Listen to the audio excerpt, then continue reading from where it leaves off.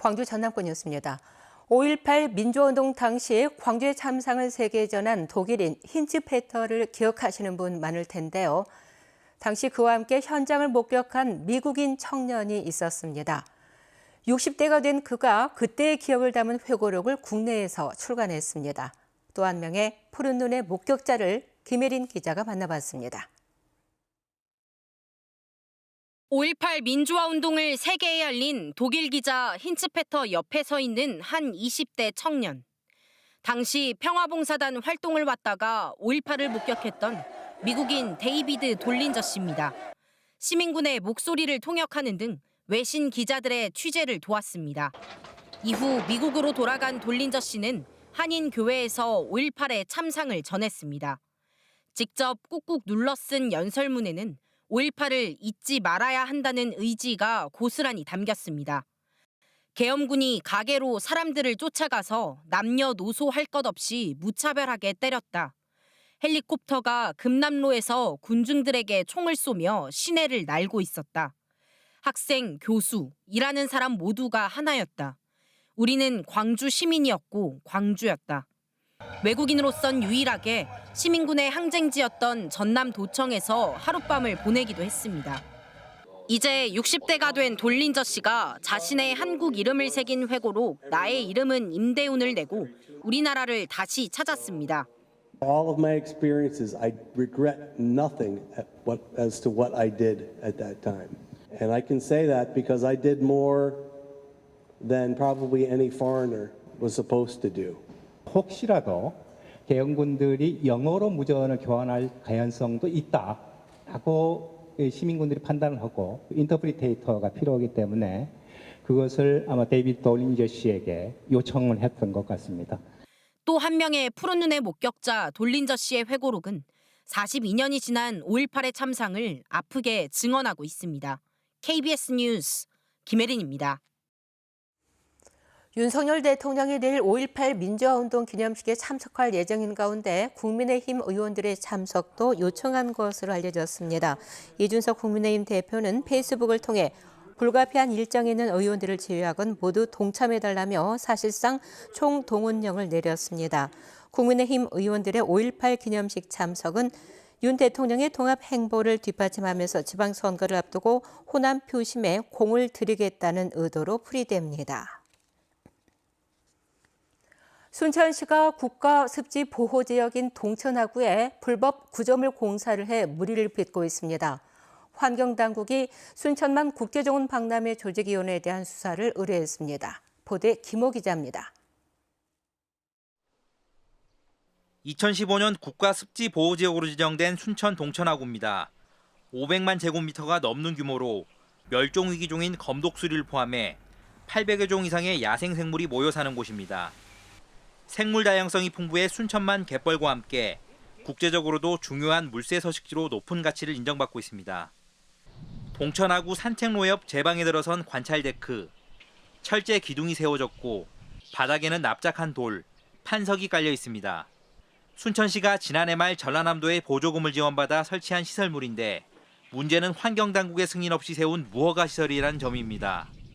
습지보전법상 습지에 이런 시설물을 무단으로 설치하면 2년 이하의 징역이나 2천만 원 이하의 벌금에 처해집니다.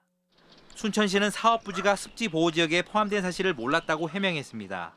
습지보호구역으로 포함이 되지 않겠다는 저희들 자체 판단을 해서 했는데 뒤늦게 그 부분도 습지보호구역으로 포함이 돼 있다는 것을 알고 관찰데크 바로 옆에 조성된 인공정원 역시 불법인데 사업을 추진한 한국수목정원관리원회 하천 점용 허가를 내준 것도 순천시였습니다. 영산강유역 환경청은 정원박람회 조직위와 수목원 정원관리원의 습지보전법 위반 혐의에 대해 환경감시단에 수사를 의뢰했다고 밝혔습니다. 습지보호에 앞장서야 할 순천시가 미숙한 행정으로 되레 생태계를 위협하고 있습니다. KBS 뉴스 김호입니다.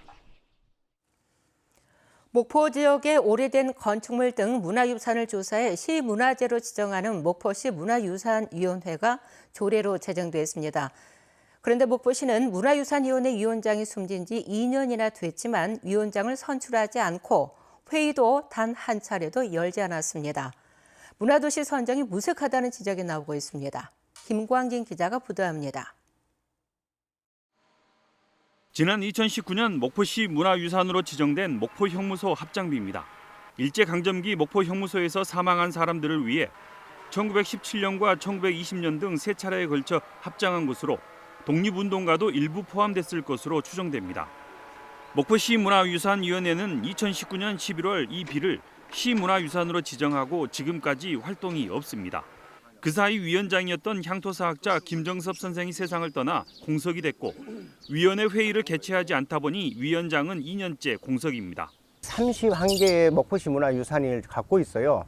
근데 그들로부터 한 2년 전부터는 전혀 조사도 발굴을 하지 못하고 있는 지금 현재 실정이죠. 목포시 문화유산위원회는 지난 2001년 문화유산 보호조례의 일부로 제정돼 운영 중이며 대학 역사학자들과 건축가 그리고 시의원 등 지역 전문가 16명으로 구성됐습니다. 문화유산위원회는 상당히 또 전문적인 부분이잖아요. 또 멀리 봐야 되는 부분이고 또 지식도 있어야 되고 하는데 이런 부분도 제가 많이 놓친 것 같습니다.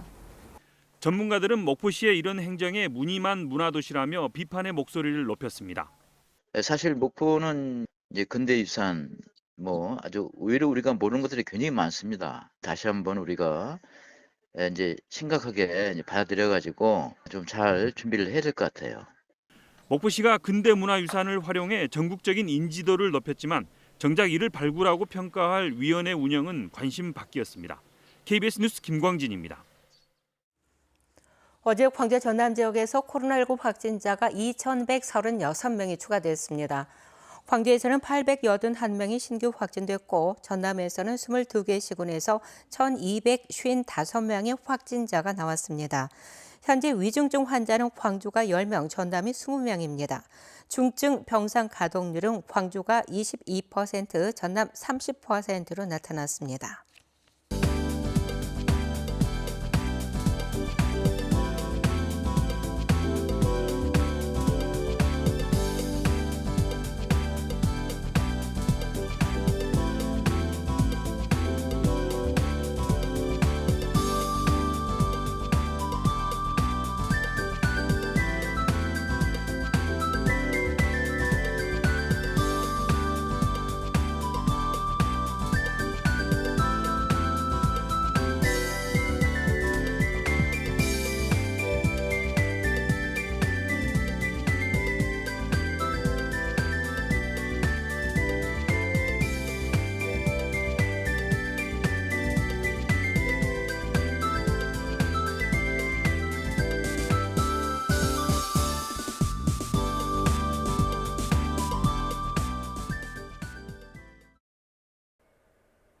오늘은 광주 양궁 월드컵이 개막하는 날이죠. 바람과 같은 날씨의 영향을 많이 받는 종목인데요.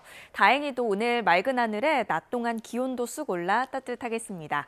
광주의 아침 최저 기온은 11.5도로 다소 쌀쌀하게 시작했지만 낮 기온은 27도까지 올라 따뜻하다 못해 다소 덥게 느껴질 수도 있겠습니다.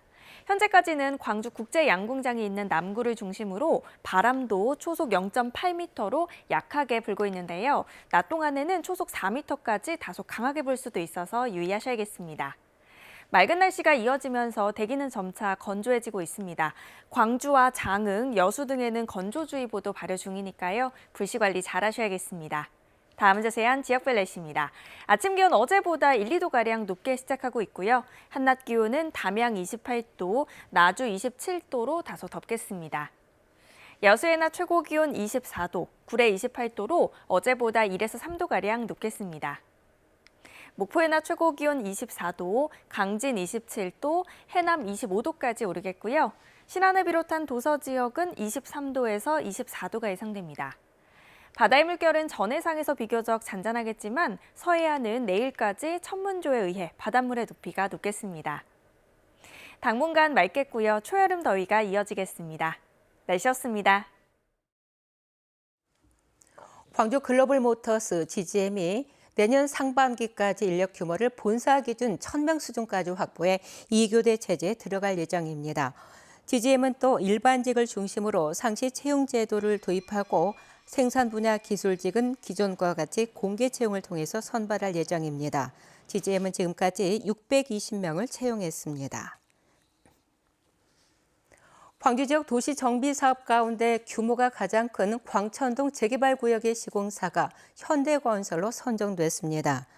광주 광천동 재개발 정비사업조합은 그제 조합원총회에서 찬반 투표를 통해 우선 협상 대상자로 단독 입찰한 현대건설을 시공사로 선정했다고 밝혔습니다. 광천동 재개발 구역 면적은 42만 6천 제곱미터로 5천 세대 규모의 공동주택이 들어설 예정입니다. 광주 지역의 도시정비사업 구역은 76곳으로 이 가운데 33곳은 재개발, 13곳은 재건축이 추진되고 있습니다. 광주시가 근로정신대 피해자인 양금덕 할머니 등 시민 6명을 제36회 광주시 시민대상 수상자로 선정했습니다. 특별상을 받은 양금덕 할머니는 근로정신대 강제동원 피해자로 일본 정부를 상대로 지난 30여 년 동안 법정 소송을 펼치며 여자 근로정신대 문제에 대한 사회적 관심을 끌어낸 공로를 인정받았습니다. 이 밖에 사회봉사 대상에는 임성자 골드클래스 문화재단 이사장, 학술 대상엔 안양근 전남대학교 병원장, 문화예술 대상엔 김유정 광주 여성 필하모닉 오케스트라 대표, 체육 대상엔 김정록 광주시 태권도 협회 고문, 지역 경제진흥 대상엔 최석 유탑 엔지니어링 회장이 선정됐습니다. 5.18 42주년 전야 행사가 오늘 금남로 일대에서 코로나 이전처럼 대규모로 열립니다. 5.18 민중항쟁 기념행사위원회는 오늘 저녁 7시부터 금남로 무대에서 도청사수 최후의 밤, 90년대 5.18투쟁 광장 집회 등을 재현하는 전야제를 엽니다. 전야제에 앞서 전국 각지의 시민과 풍물단이 수창초에서 금남로 무대까지 가도 행진을 하는 민주평화 대행진이 열리고 오후 내내 금남로 일대에서 5월 시민 난장이 마련돼 공연이 펼쳐집니다. 뉴스를 마칩니다. 감사합니다.